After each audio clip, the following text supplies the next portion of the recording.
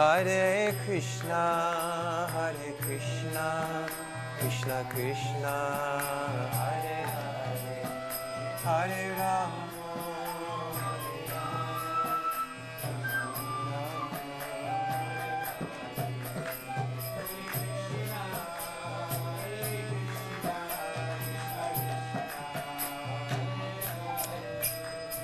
Hi, and welcome to Pathways. I'm Gail Sanders. Pathways is a show dedicated to global healing through inner or spiritual awareness applied. Thank you for joining us, and thank you for coming back and joining us, Mitra. Oh, thank you, Gail. It's a pleasure to be here. And thank you for that wonderful music. I see we brought the group back again. Thanks for joining us. Today we're going to, last time we discussed mantras, and today we're going to take that one step further with a devotional mantra called a... Well, these are called bhajans. In the West, a lot of people are familiar. It's becoming more commonplace. Kirtans and chanting of mantras. And I thought it would be good to introduce, there's a whole wealth of these bhajans, which are, you could compare them to like the gospel music that we have here in the West. Songs in praise of God. It's not just the repetitive mantra. And what kinds of music would we expect to hear? Is it toning? Is it instrumental?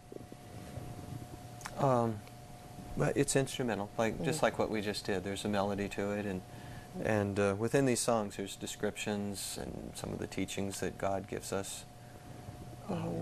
So are these handed down from generations, or do people make them up as each age comes about? A little bit of both. There's some contemporary ones, and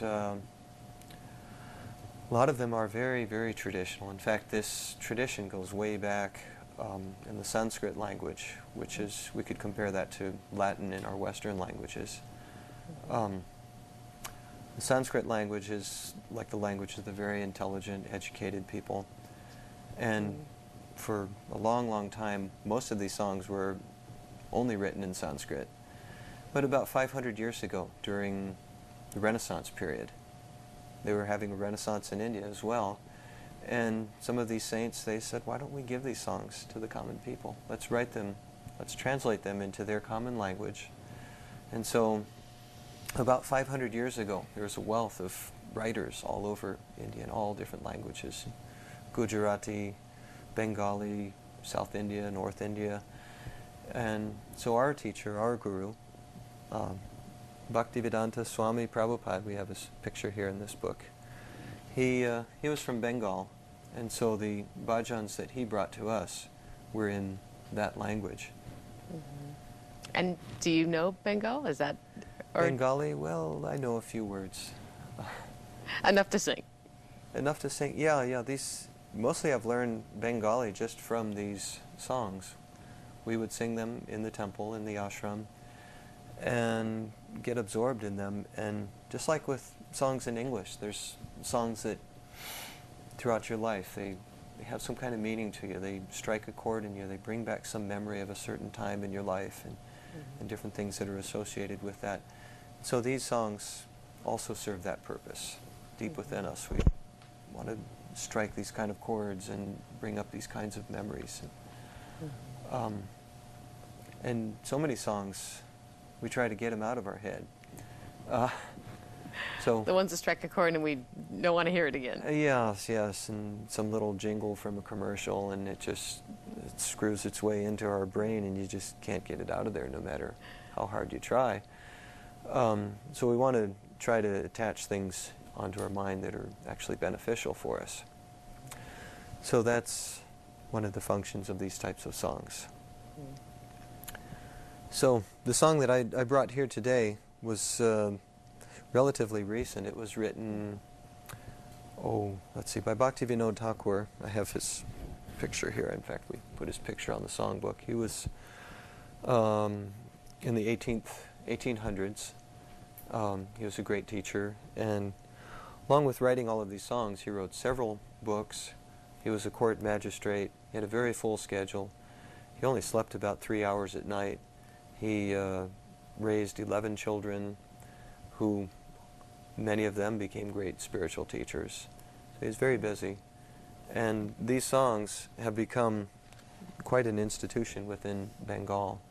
These songs are well known all over Bengal. And so this particular song is called Arunodaya Kirtan, which means it's a song that's meant to be sung in the morning, sunrise. And it begins saying, Jeev Jago, Jeev Jago. Now, Jiva means the living being, the soul.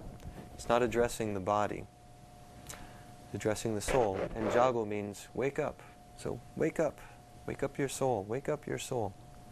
How long are you going to sleep in illusion? So this song would be sung early in the morning by a group walking through the village, playing on drums like this drum that we have here and the cymbals. And they would intentionally play very sweetly, but loudly enough that it would actually wake people up. So the song begins, Jeev Jago, Gaura Chandra Bole. God is calling to you. How long are you going to sleep in illusion? Kotta Nidra Jao Maya, Pishachira Kole. So you're sleeping in this illusion. When are you going to wake up from it? And then we'll get into some of the other verses. But we can discuss sleeping.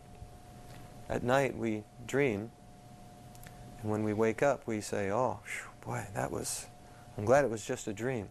That was horrible. But what makes it a dream is that you wake up from it. It's temporary. So in the same way, our whole life, you can say that's a dream also because it's temporary. At some point, we will be forced to leave this body, and the Jeev, the soul, will go on to the next position. We understand that we accept that we will be reincarnated into other bodies, depending on our consciousness. What our desires are, what we deserve, what our consciousness is, will be put into other types of bodies to fulfill. So that whole thought pattern is known when these songs were being sung. So people had that connection. Yes, that's common knowledge. Okay. But we need to be reminded of these things again and again. And so for someone sleeping, and they're thinking, well, I know this is the best time of day for spiritual practices, early in the morning. And my experience in India is early in the morning is kind of rush hour in the holy cities. Everybody is walking to visit all of the different temples. And they'll have a discipline of, I'm going to visit this many temples today.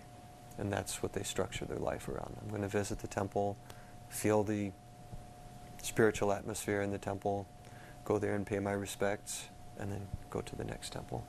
So there's kind of a rush hour in the morning.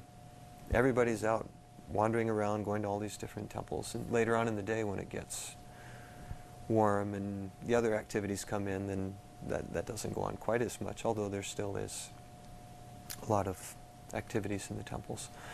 So this song is sung, waking people up, go and serve the Lord. This is the time of day for doing that. So before they had telephones, television, all of these modern conveniences, this is how you would put your message out.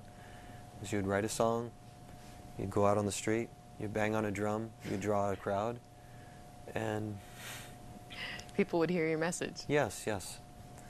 So we'll sing this first stanza just to hear how the melody goes.